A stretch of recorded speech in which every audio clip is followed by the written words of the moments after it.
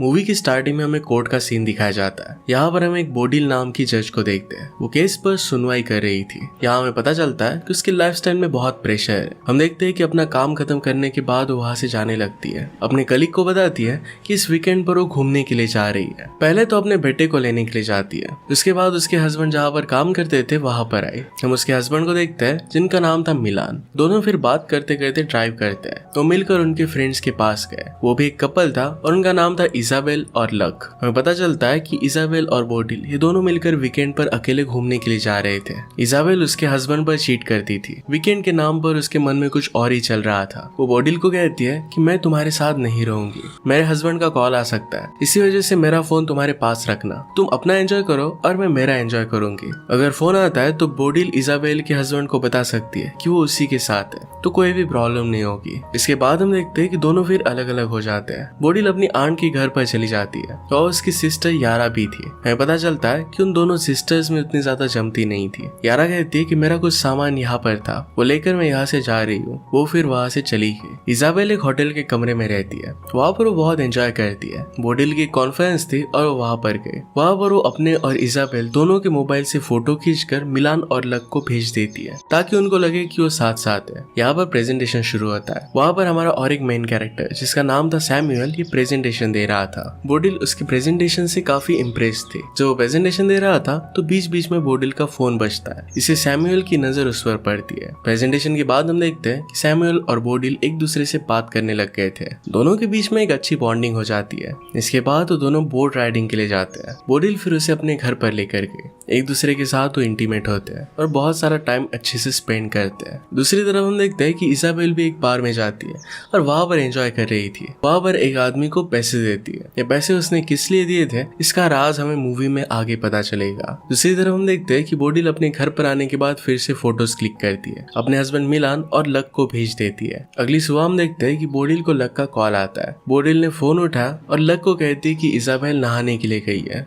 Luck उससे कहता है कि उसका पैर टूट गया है। वो चाहता था कि इजाबेल जल्दी से घर पर आ जाए और उसका ख्याल रखे। उसने उसकी प्लेन की टिकट भी बुक कर दिए थे। बोडिल फिर इजाबेल को कॉल करती है। एक्चुअल में इजाबेल के पास और एक फोन था जिसका नंबर सिर्फ बोडिल के पास था। बोडिल उसे बता देती है कि तुम्हारे हस्बैंड के पैर पर चोट लग गई है, जल्दी से घर के लिए निकलो। इजाबेल उससे कहती है कि मेरा फोन तुम्हारे पास है, तुम्हारे घर आकर मैं उसे लेकर जाऊंगी। बोडिल कहती है कि मेरे पास कोई और प्लान है, लेकिन घर पर तुम्हारा फोन मैं टेबल पर छोड़ दूंगी, तुम आकर लेकर जाना। इजाबेल इसके लिए मान जाती है। इसके बाद बोडिल और सैमुअल दोनों बीच पर चले जाते हैं। वो मिलकर बहुत मजे करते हैं। ये सब बोडिल तो एंजॉय कर रही थी पर उसे याद आता है कि वो शादीशुदा है। वो सैमुअल को क्लियर कर देती है, कहती है कि हम दोनों एक साथ हैं। इसका मतलब ये नहीं कि मैं तुमसे प्यार करने लग गई हूँ। मेरा हस्बैंड है और मेरी एक पूरी अलग जिंदगी है। आज के बाद हम दोनों के बीच में कोई रिलेशनशिप नहीं रहेगी। तुम अपने रास्ते चले जाओगे और मैं मेरे रास्ते। इस बात पर सैमुअल थोड़ा सा उदास होकर वहां से चला जाता है। इसके बाद बोडिल जब अपने घर पर आती है तो देखती है तो वहां पर बहुत सारा खून गिरा हुआ था। घर का सारा सामान बिखरा हुआ है। वहां पर वो इजाबेल की बैग देखती है तो काफी डर जाती है। डायरेक्टली पुलिस को कॉल करती है। जब पुलिस आते हैं तो बोडिल के साथ पूछताछ करने लगते हैं। बोडिल झूठ कहती है कि इजाबेल और वो साथ में ही थे, लेकिन कुछ काम से वो बाहर चली गई थी। जैसे ही घर पर आए तो ये सब देखा। पुलिस यहाँ से ब्लड सैंपल वगैरह इकट्ठा कर चले जाते हैं। पुलिस के जाने के बाद बोडिल मिलान को कॉल कर बुला लेती है। कहती है कि तुम लक को भी लेकर आना। बोडिल वही होटल में जाता है जहाँ पर वो रुकी थी ताकि वहाँ से कुछ इन्फॉर्मेशन निकाल पाए। वहाँ उसे कुछ भी पता नहीं चलता। इसके बाद उसे बार में बुलाती है जहाँ पर वो गई हुई थी। वो बहुत परेशान हो जाती है क्योंकि अगर इजाबेल का पता नहीं चला तो सारा शक उसी पर आएगा। शाम को मिलान और लक आ जाते हैं। अगले दिन जब पुलिस आए तो सबको बताते हैं कि हमने ब्लड सैंपल की जांच की थी। हमें पता चला कि ब्लड इजाबेल का नहीं है। जब हमने उसका फोन ट्रेस किया तो हमें पता चला कि उसका फोन पूरे दिन भर घर पर ही था।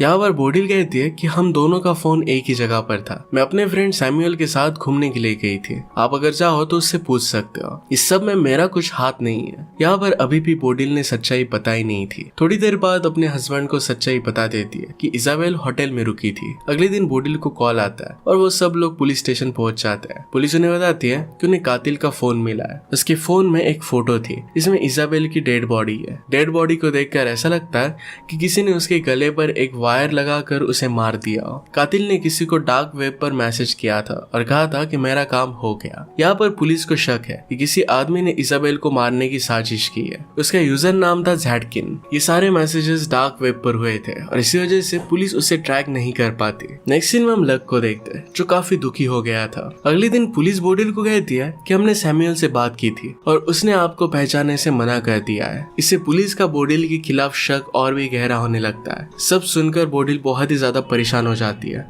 और अंदर से टूट जाती है। नेक्स्ट हम देखते हैं कि बोडिल के घर पर एक कुरियर आता है। इसके अंदर एक बुक थी। ये बुक लक ने लिखी हुई थी। यहाँ पर बोडिल बहुत परेशान थी और इस बुक को नहीं पढ़ती। ये किताब छोड़कर वो चली जाती है। जब रात में सब लोग मिलकर डिनर कर रहे थे तो यहाँ पर लक भी था। अपनी पुरानी बातों को याद कर रहा था। इजाबेल ने उसे जो मैसेज किए थे ये वो दिखा रहा था। वो बहुत ही ज्यादा दुखी था। यहाँ बोडिल उसे सारी सच्चाई बता देती है कि इजाबेल उसके साथ नहीं थी। वो अलग अलग होटल में रह रहे थे।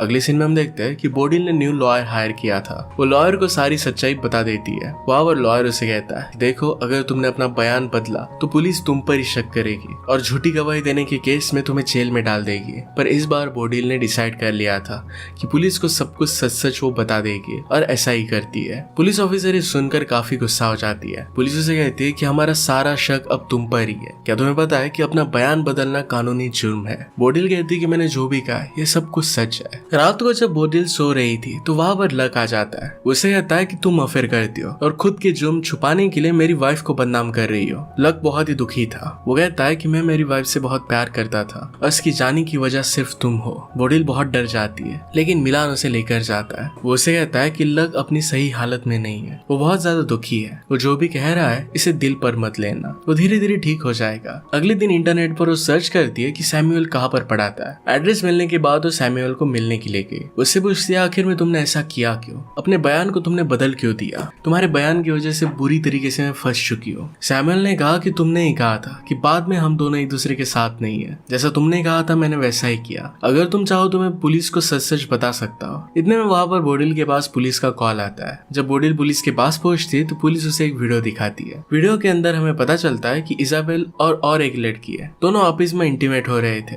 इजाबेल लेस्बियन थी और लक के साथ खुश नहीं थी। जब बोडिल दूसरी लड़की की शक्ल देखती है तो बहुत ही सरप्राइज्ड हो जाती है। ये वही लड़की थी जिसे इजाबेल ने एज अ सिस्टर इंट्रोड्यूस किया था। तो उसकी सिस्टर नहीं थी तो उसके साथ उसका अफेयर चल रहा था। उसका नाम यारा था। पुलिस को लगता है कि यारा ने उसका मर्डर किया होगा, इसलिए उसका पासवर्ड अपने पास रख लेते हैं ताकि वो देश से बाहर ना जा सके। नेक्स्ट सीन में हम देखते हैं कि बोडिल लक से मिलने के लिए जाती है। उसकी दिमागी हालत अब सही नहीं लग रही थी। उसे समझाने की वो कोशिश करती है पर लक बहुत दुखी था। वो कहता है कि मैं इजाबेल से बहुत प्यार करता था, फिर भी उसने मेरे साथ ऐसा किया क्यों? वो बहुत दुखी हो जाता है। बोडिल भी इस बात से दुखी होती है। जब वो और मिलान किचन में जाते हैं तो अपने में ही खो जाते हैं जैसे कुछ हुआ नहीं था। अगले दिन हम देखते हैं कि यारा बोडिल से मिलने के लिए आती है। कहती है कि मुझे इस देश से बाहर जाना है, लेकिन उसके पास पासपोर्ट नहीं था।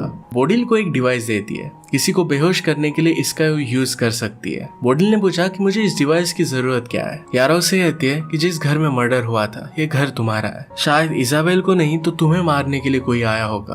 तुम्हें अपने खुद का ख्याल रखना चाहिए। बोडिल को ये बात सच लगती है। उसे लगने लगता है कि उसके जान के पीछे कोई है। वो डिवाइस अपने साथ रख लेती है। इसके बाद उसे हमेशा लगने लगता है कि उसके जान के पीछे कोई है। वो डिस्टर्ब हो जाती है और बहुत सारी दवाइयां भी लेती है। जब शाम को बोडिल को उसके बेटे का कॉल आता है, वो कहता है कि उसे किसी प्रोजेक्ट के लिए कुछ फाइल्स की जरूरत है, तो पापा के लैपटॉप में देखो। जब फाइल्स ढूंढने के लिए बोडिल ने अपने हस्बैंड का लैपटॉप देखा तो उस लैपटॉप में एक उसे वीडियो मिलता है। ये उसका खुद का था। यहाँ पर पता चलता है कि घर का सीसीटीवी कैमरा उसने लैपटॉप पर अटैच किया है। इसमें बोडिल और सैमुअल की सारी अच्छी बातें थी। साथ में पिछले कुछ टाइम की वीडियो भी थी। इसमें वो जिसके साथ इंटीमेट हो रही थी इसके वीडियोस थे। उसे पता चलता है कि मिलान काफी समय से उस पर नजर रख रहा है। शायद उसने सैमुअल के साथ वो इंटीमेट हुई थी ये वीडियो भी देख ली हो। उसे लगता है कि उसके पति ने ही सब कुछ किया हुआ है, वही उसे मारना चाहता है। ये सब देखने के बाद उसे अपने बेगुनाही साबित करने की अपॉर्चुनिटी मिलती है। वो लैपटॉप लेकर तुरंत ही पुलिस के पास पहुंच जाती है ताकि वो बता सके कि जब मर्डर हुआ था तो वो सैमुअल के साथ थी। जैसे वो लैपटॉप ओपन करती है तो देखती है तो सारी वीडियोस किसी ने डिलीट कर दी थी। वो डर जाती है और पुलिस के सामने कहने लग जाती है कि प्लीज मुझे अरेस्ट कर लो, मेरी जान को खतरा है, कोई मुझे मारना चाहता है। पुलिस कहते हैं कि इस तरीके से हम तुम्हें अरेस्ट नहीं कर सकते।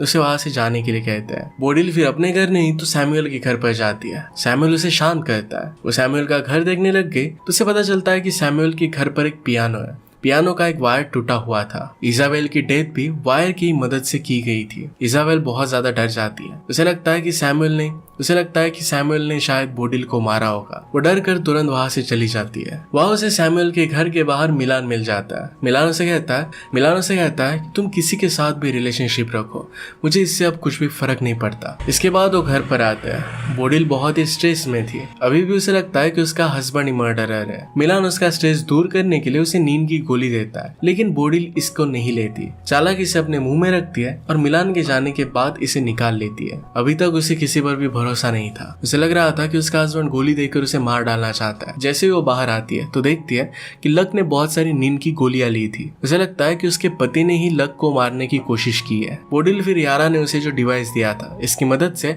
अपने हस्बैंड को बेहोश कर देती है। पुलिस को फिर फोन करने के लिए जाती है। उसे लगता है कि उसके हस्बैंड ने सब कुछ किया है। मिलान उसे समझाने की कोशिश करता है कि उसने ये सब नहीं किया, पर उसकी बात नहीं सुनती।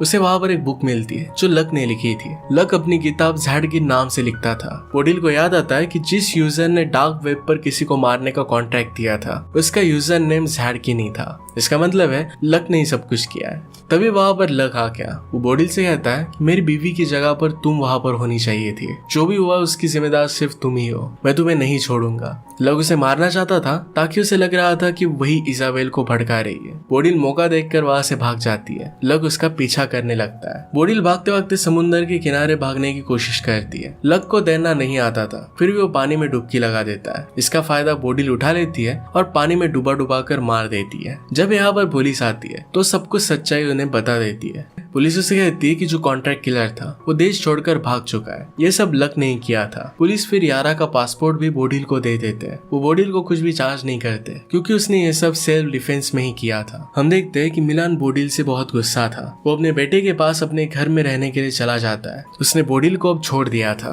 बोडिल लक की बुक में एक एड्रेस देखती है। वो होटल का एड्रेस था। नेक्स्ट सीन में फिर यारा को पासपोर्ट देने के लिए उसके होटल में गई। उसे पता चलता है कि यारा ने होटल छोड़ दिया है और अपने प्राइवेट एयरपोर्ट पर गई है। जैसे वो एयरपोर्ट पर जाती है तो देखती है कि यारा किसी लड़की के साथ है। वो लड़की और कोई नहीं तो इजाबेल ही थी। ये सब देखकर बोडिल बहुत कंफ्यूज हो जाती है। यारा और इजाबेल फिर मिलकर पूरी कहानी उसे बताती है। इजाबेल उसे बताती है कि एक दिन जब मैंने लक का लैपटॉप चेक किया था तो लक ने तुम्हें मारने के लिए $20,000 दिए थे। इजाबेल को डार्क नेट का कातिल अब पता चल चुका था तो उसने दुगनी कीमत देकर उस आदमी को कहा कि देश छोड़कर चले जाओ। उसने फिर यारा से मिलकर साजिश रची। उन्होंने जानबूझकर एक झूठी मर्डर मिस्ट्री क्रिएट की ताकि लक से वो छुटकारा पा सके। उन्होंने सारी फेक फोटोज निकाली थी ताकि पुलिस को लग सके कि इजाबेल की डेथ हो चुकी है। डार्क नेट की आईडी भी उन्होंने ही क्रिएट की थी। बोडिल के घर पर पार्सल भी उन्होंने ही सेंड किया था ताकि बोडिल जब इसे पढ़े तो पुलिस को सब कुछ बता दे। उन्हें पता था कि अगर उन्होंने बोडिल को सब कुछ पहले ही बता दिया तो उनका साथ नहीं देगी क्योंकि वो जज है और उसे हमेशा लीगल चीजें अच्छी लगती थी। बोडिल फिर यारा को उसका पासपोर्ट दे देती है। वो प्लेन में बैठकर चली जाती है। हम देखते हैं कि बोडिल को सैमुअल का कॉल आता है। वो उसे लाइक करती ही थी तो उसी के पास चले जाती है। इसी के साथ ही मूवी एंड हो जाती है। अगर आपको एक्सप्लेनेशन अच्छा लगता है तो प्लीज लाइक और कमेंट जरूर कर दीजिएगा। मैं बहुत सारी मूवीज लेकर आते रहता हूँ तो प्लीज चैनल को सब्सक्राइब कर दीजिए और बेल नोटिफिकेशन आइकन दबाने मत भूलिएगा। हम फिर से मिलेंगे और इन के साथ। तब तक के लिए थैंक यू और आप अपने आप का ख्याल रखिए।